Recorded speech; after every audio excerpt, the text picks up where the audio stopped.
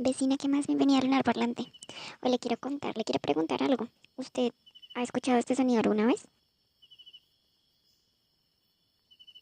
A este sonido se le llama estridulación y es lo que hacen los grillos por las noches.